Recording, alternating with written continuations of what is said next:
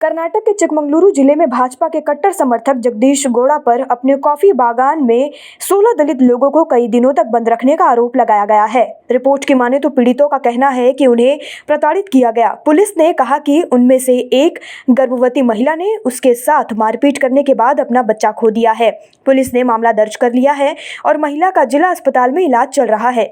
Report की माने तो पुलिस ने कहा कि जगदीश गौड़ा और उनके बेटे तिलक गौड़ा नाम के दलितों पर अत्याचार के खिलाफ कानून के तहत मामला दर्ज किया गया है। पुलिस ने कहा कि दोनों फरार हैं और तलाश की जा रही है। प्रधानमंत्री नरेंद्र मोदी ने मंगलवार को कहा कि कांग्रेस ने उनके खिलाफ अपशब्द कहने का ठेका किसी और को दे दिया है। राज्य में विधानसभा चुनाव के मद्देनजर राजकोट जिले के शहर में एक रैली में मोदी ने भारतीय जनता पार्टी के कार्यकर्ताओं और समर्थकों को कांग्रेस से सतर्क रहने को कहा। उन्होंने कहा कि कांग्रेस ने उनके खिलाफ बोलना बंद कर दिया है और वह ग्रामीण मतदाताओं को अपने पक्ष में करने के लिए चुपचाप काम कर रही है। प्रधानमंत्री नरेंद्र मोदी ने कहा कि पिछले 20 वर्ष में गुजरात के खिलाफ रहे लोगों ने राज्य को बदनाम करने की कोई कसर नहीं छोड़ी। उन्होंने मेरे खिलाफ जो मन में आया वह कहा और मुझे मौत का सौदागर तक बताया।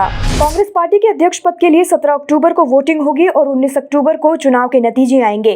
कांग्रेस के वरिष्ठ नेता मल्लिकार्जुन खड़गे और सांसद शशि थरूर अध्यक्ष पद के लिए उम्मीदवार हैं। दोनों नेता अपने लिए अलग अलग राज्यों में जाकर प्रचार कर रहे हैं। इसी क्रम में मल्लिकार्जुन खड़गे असम में मौजूद हैं और पीसीसी पदाधिकारियों से अपने लिए वोट की अपील कर रहे हैं। असम के गुवाहाटी में सोमवार को कांग्रेस अध्यक्ष पद के उम्मीदवार मल्लिकार्जुन खड़गे ने कहा कि वह सामूहिक नेतृत्व में विश्वास करते हैं और पार्टी को नई ऊंचाइयों पर ले जाने के लिए सभी सदस्यों के साथ मिलकर काम करेंगे। पूर्वोत्तर के कांग्रेस सदस्यों को संबोधित करते हुए मल्लिकार्जुन खड़गे ने कहा कि उनका पहला उद्देश्य उदयपुर घोषणा पत्र को लागू करना है और 50 साल से कम उम्र के लोगों को नियुक्त कर पार्टी में न्यू ब्लड लाना होगा, जिसमें महिलाएं, SC, ST और OBC शामिल हैं।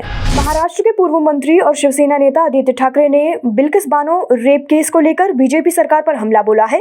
आदित्य ठाकरे ने एक न्यूज चैनल से बातचीत करते हुए कहा कि बाला साहेब के हिंदुत्व में बिल्किस बानो का रेप करने वालों की रिहाई पर जश्न नहीं हो सकता। उन्होंने सवाल किया कि क्या रेप का जश्न मनाया जा सकता है, बच्चों की हत्या पर क्या खुशी मना सकते हैं। आदित्य ठाकरे ने कहा कि हमारा हिंदुत्व रेप करने वालों की पूजा करना नहीं सिखाता। आदित्य ठाकरे ने आगे कहा कि मेरे दादाजी बाला साहेब ठाकरे से मैंने जो हिंदुत्व सीखा है उसमें यही कहा गया है कि रेप करने वालों को फांसी दी जानी चाहिए। रेप करने वाले चाहे किसी भी धर्म, जाति, प्रांत के हों, उन्हें फांसी दो। महाराष्ट्र के मुख्यमंत्री एकनाथ शिंदे के नेतृत्व वाले धड़े बाला साहेबांची शिवसेना को चुनाव आयोग ने चुनाव चिन्ह आवंटित कर दिया है। शिंदे की पार्टी को ढाल और तलवार का चुनाव चिन्ह मिला है। इससे पहले उन्होंने अपने पसंद के 3 चुनाव चिन्हों की सूची मंगलवार को निर्वाचन आयोग को सौंपी थी। आयोग ने चुनाव चिन्ह के लिए पार्टी द्वारा शुरुआत में सौंपी गई सूची को खारिज कर दिया था। चुनाव आयोग ने कहा कि शिवसेना के एकनाथ शिंदे खेमा को 2 तलवार और 1 ढाल चुनाव चिन्ह आवंटित किया गया है। बता दें कि निर्वाचन आयोग ने शनिवार को शिवसेना के दोनों खेमों उद्धव ठाकरे के नेतृत्व वाली धड़े और शिंदे के नेतृत्व वाली धड़े को 3 नवंबर को अंधेरीपुर विधानसभा सीट पर होने वाले उपचुनाव में पार्टी के नाम और चुनाव चिन्ह को इस्तेमाल करने से प्रतिबंधित कर दिया था।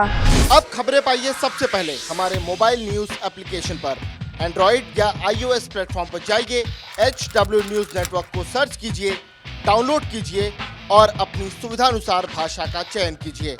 खबरों की भीड़ में अपने काम की खबर पाते रहिए।